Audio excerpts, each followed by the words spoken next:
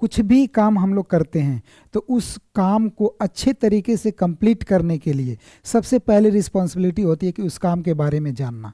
आप अगर उस काम के बारे में जान लेते हैं तो फिर उस काम को करने में सहूलियत होती है, आसानी होती है। 2026 के लिए ये जो अभी हम लोग इसमें देखेंगे यूजी के लिए भी काम आएगा और पीजी के लिए भी काम आएगा। Important information about CUET PG के बारे में अभी देख लेते हैं हम लोग। यूजी में भी अभी फिलहाल यही सब सेम चलेगा ना। तो इसमें क्या होता है, फुल नेम क्या है, CUET आपने यहाँ पर देखा है, इसका फुल नेम क्या होता है, कॉमन यूनिवर्सिटी एंट्रेंस टेस्ट। इसे कंडक्ट कौन कराता है, कंडक्टिंग बॉडी कौन है इसकी, तो NTA इसकी कंडक्टिंग बॉडी है। NTA इस एग्जाम को कंडक्ट कराता है जिसे नेशनल टेस्टिंग एजेंसी कहते हैं। गवर्नमेंट ऑफ इंडिया के मिनिस्ट्री ऑफ एजुकेशन से रिलेटेड है। इन सब चीज़ों को बस टच करते हुए चलेंगे हम लोग। टेंटेटिव शेड्यूल क्या है आपका CUET PG 26 के लिए। नोटिफिकेशन रिलीज हो गया था, आपका ऑनलाइन एप्लीकेशन भी हो गया था, लास्ट डेट भी देख लिया था आपने। एडमिट कब देगा आपका, मार्च 2026 में आपको एडमिट कार्ड आ जाएगा और एग्ज़ाम भी आपका मार्च में ही हो जाएगा। आंसर की आपका एग्जाम होने के बाद अप्रैल 26 में आपका आंसर की आ जाएगा। आंसर की का आप एनालिसिस कर लेंगे, उसके बाद आपका रिजल्ट आ जाएगा। फिर आपकी काउंसलिंग का प्रोसेस शुरू होगा जो कि मई जून में स्टार्ट हो जाता है। मई जून में आपका काउंसलिंग का प्रोसेस स्टार्ट हो जाता है।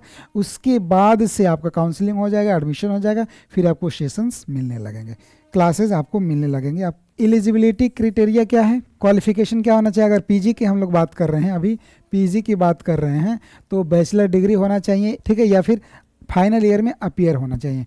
मिनिमम मार्क्स क्या होता है इसमें, 50% होता है जनरल के लिए और 45% फॉर SC ST OBC सबके लिए होता है।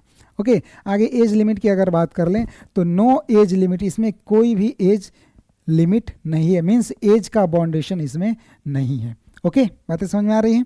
आगे क्या है, नेशनलिटी। नेशनलिटी क्या होती है आपकी, इंडियन होती है और क्या। टॉप सेंट्रल यूनिवर्सिटीज़, अभी हमने बताया था आपको कि इसमें यूनिवर्सिटीज़ के बारे में भी हम लोग देखेंगे, पढ़ेंगे, जानेंगे, सुनेंगे और समझेंगे कि अगर आपका कट ऑफ अच्छा आता है तो किस यूनिवर्सिटीज़ में एडमिशन लेने से आपको ज़्यादा बेनिफिट मिलेगा। तो टॉप यूनिवर्सिटी में आपका DU हो जाता है, JNU हो जाता है, BHU हो जाता है। अगर आप यहाँ से अपना मास्टर कर लेते हैं तो बाद यहीं से आप आगे चल के PhD भी करेंगे, जो भी होगा PhD भी कर लेंगे, तो आपका जो वेटेज होगा, जो वैल्यू होगी आपकी CV की, वो बढ़ जाती है कंपेयर देन दिस। हालांकि ये सब भी है यूनिवर्सिटी, अच्छी यूनिवर्सिटीज़ हैं, बाबा साहेब भीमराव अम्बेडकर यूनिवर्सिटी है, central university of south Bihar है, ये कुछ टॉप की यूनिवर्सिटीज़ हैं। इसमें आपको मेनली प्रेफर यहाँ करते हैं एस्पिरेंट, यहाँ करते हैं, इस तरीके से प्रेफर करते हैं। आप भी इसी तरीके से कीजिएगा, अच्छी यूनिवर्सिटी से पढ़ने का एक अलग फ़ायदा मिलता है।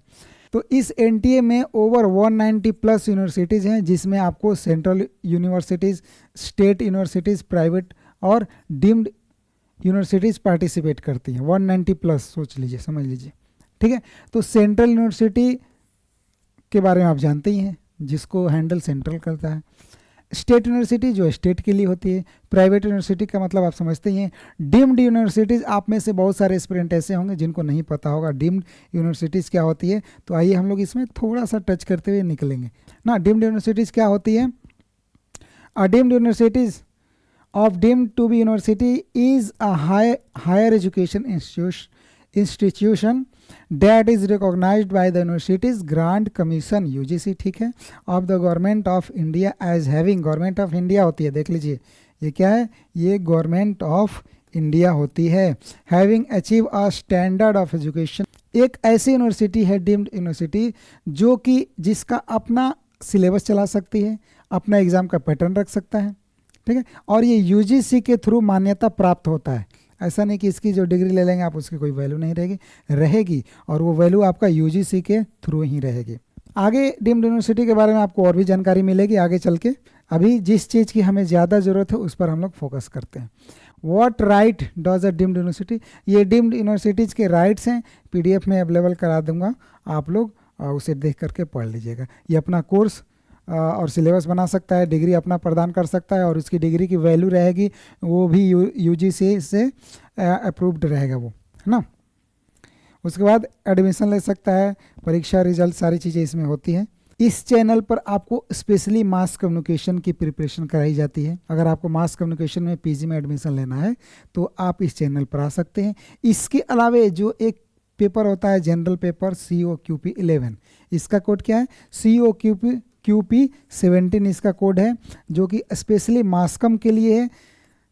अगर आप मासकम का प्रिपरेशन करना चाहते हैं, मासकम में एडमिशन लेना चाहते हैं पीजी में, तो आप इस चैनल पर रुकिए, ठहरिए, यहाँ पर आकर के पढ़िए और एग्ज़ाम करे कीजिए, अपना एडमिशन ले लीजिए। ऐसा नहीं कि सिर्फ मासकम वाले ही पढ़ेंगे, इसके अलावा एक पेपर होता है आपका जनरल पेपर, जिसका कोड होता है COQP 11। उसके बारे में हम लोग बात करेंगे। इसका पहले देख लेते हैं हम लोग सिलेबस क्या है। अगर आप मासकम में एडमिशन लेना चाहते हैं तो आपको ये कोड भरना होगा और इस सिलेबस के अकॉर्डिंग आपको प्रिपरेशन करनी होगी, जिसमें क्या जनरल अवेयरनेस होता है, कैसा इंडियन पॉलिटिकल होता है, इकोनॉमिक होता है, इंटरनेशनल डेवलपमेंट, नेशनल नहीं इंटरनेशनल, समझ रहे हैं ना? तो इंटरनेशनल पढ़ रहे हैं तो नेशनल भी टच कर ही लीजिएगा, पॉलिटिकल और entertainment, awareness of current public issue, current में कौन से इशू चल रही है उसके बारे में आपको अवेयर रहना होगा, Indian history and social science के बारे में आपको जानना होगा, इंफॉर्मेशन कम्युनिकेशन टेक्नोलॉजीज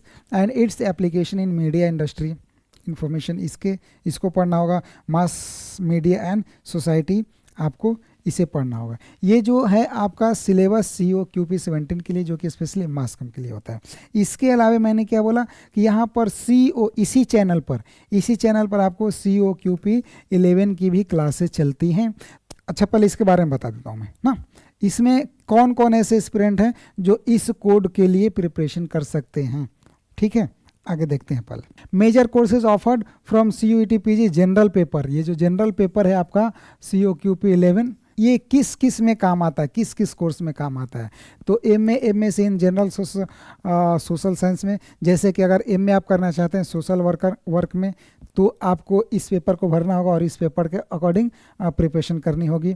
अगर आप डेवलपमेंट स्टडीज करना चाहते हैं तो भी इसकी नीड होगी, ह्यूमन रिसोर्स मैनेजमेंट चाहते हैं तो भी इसकी नीड होगी, रूरल डेवलपमेंट में आप करना चाहते हैं PG तो भी आपको इस पेपर के अकॉर्डिंग प्रिपरेशन करनी होगी, सोशोलॉजी, पॉलिटिकल साइंस, ये सारी चीज़ें हैं। ठीक है, इसके अलावा MBA में आप PG डिप्लोमा कोर्स कोई लेते हैं, जैसे कि MBA general HR finance rural management, तो इसमें काम आता है। PG diploma in management business administration, PG diploma in entrepreneurship और इनोवेशन NGO मैनेजमेंट को करने के लिए आपको इस पेपर का एग्ज़ाम देना होगा, तो इस पेपर की प्रिपरेशन भी करनी होगी।